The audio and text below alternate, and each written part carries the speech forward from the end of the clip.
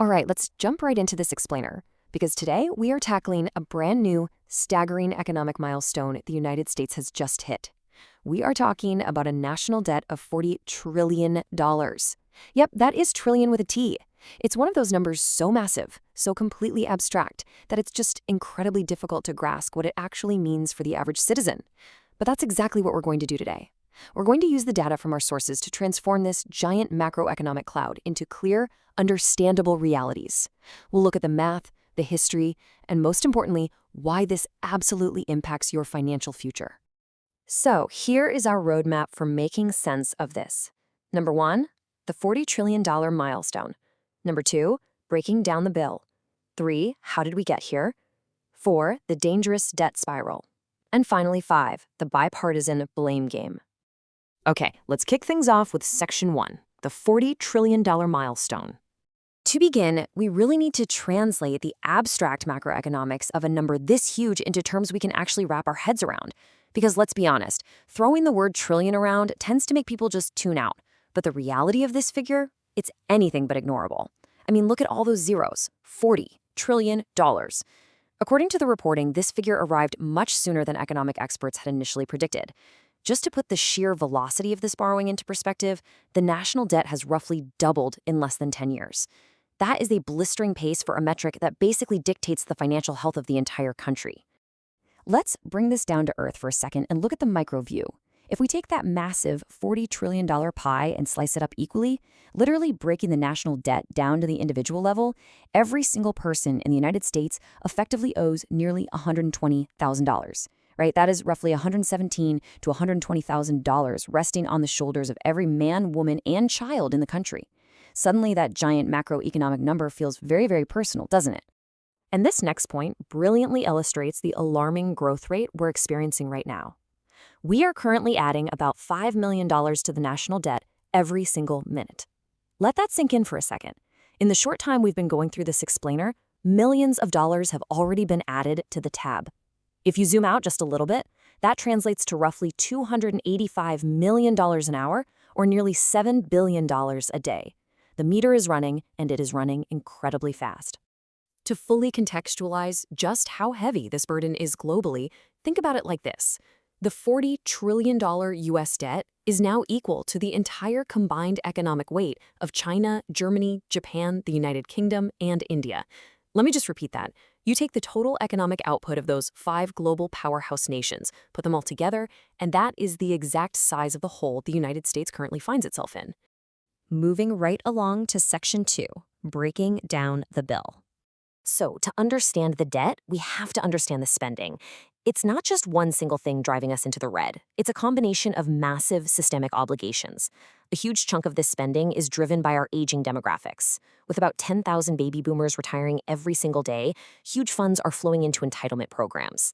So far this fiscal year alone, we're looking at $1.4 trillion for Social Security and $955 billion for Medicare. But I really want you to focus your attention on that shockingly large third category, net interest.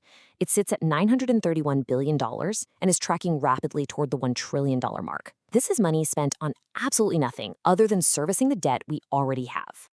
And here's the crucial point. Because of that rising net interest, the government is now spending more money just to pay the creditors who financed our past debt than it spends on the entire national defense. Just think about that. More of the budget goes toward paying interest on old loans than goes toward funding stealth bombers, naval fleets, military paychecks, the whole shebang at the Pentagon. Which naturally brings us to Section 3. How did we get here?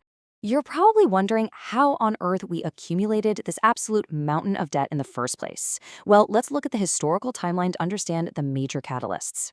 Tracing the debt back, we start at a relatively modest $6 trillion in the year 2000, but it has skyrocketed since then. Why? Well, it's a mix of ongoing government spending, tax cuts, and funding multiple wars. But it was severely accelerated by once-in-a-century events. There's a massive spike around 2008 with the financial crisis and the resulting banking bailouts, then another massive vertical leap in 2020 due to the trillions spent on emergency pandemic response. You put all these factors together over 2.5 decades and, well, you arrive at today's $40 trillion record. Let's dive into Section 4, the dangerous debt spiral.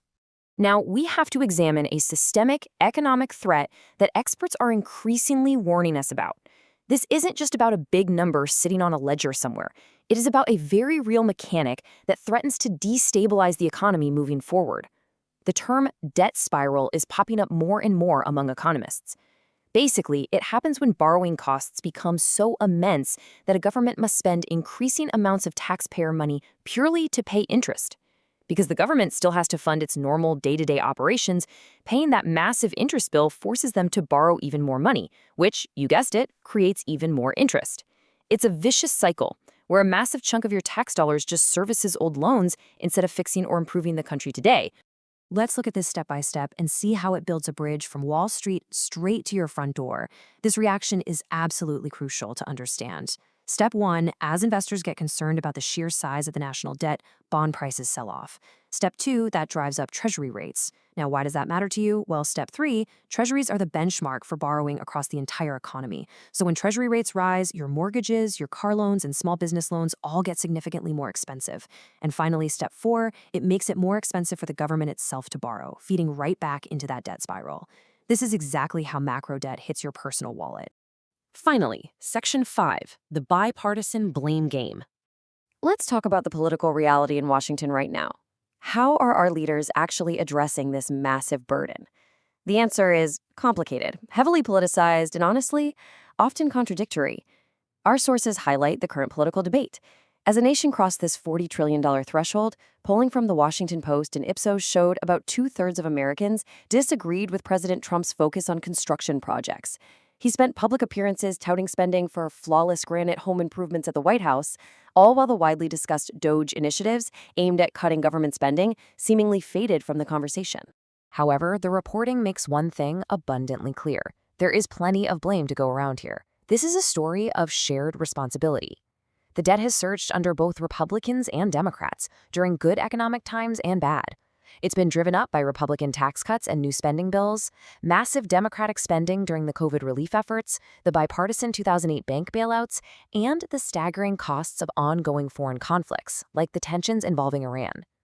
Every administration has added a few rocks to this mountain. This reality is captured perfectly by Democratic Congressman Stephen Lynch. He said, "Not only don't we tackle it, we actually exacerbate the problem. And it's not just Republicans. Democrats have done it too." Congressman Lynch just hits the nail on the head there. It perfectly summarizes the frustrating reality. Despite constant political debate and all these promises to rein in deficits, Congress seemingly lacks the willpower to make the necessary cuts, regardless of who is actually in charge. It's a structural problem that transcends party lines completely. And the public is acutely aware of the danger. According to polling from the Peterson Foundation, 9 in 10 Americans think the national debt is a serious problem for the country. Now, while most Americans recognize the severe danger and generally believe that cutting spending is the only answer, the brutal mathematical reality suggests otherwise.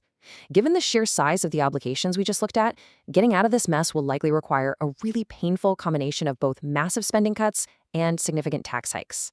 Which leaves us with a difficult reality to confront as we wrap up this explainer. If fixing the $40 trillion debt requires both painful spending cuts to programs people rely on and tax hikes that will definitely hit everyday wallets, which tough sacrifices are you willing to accept?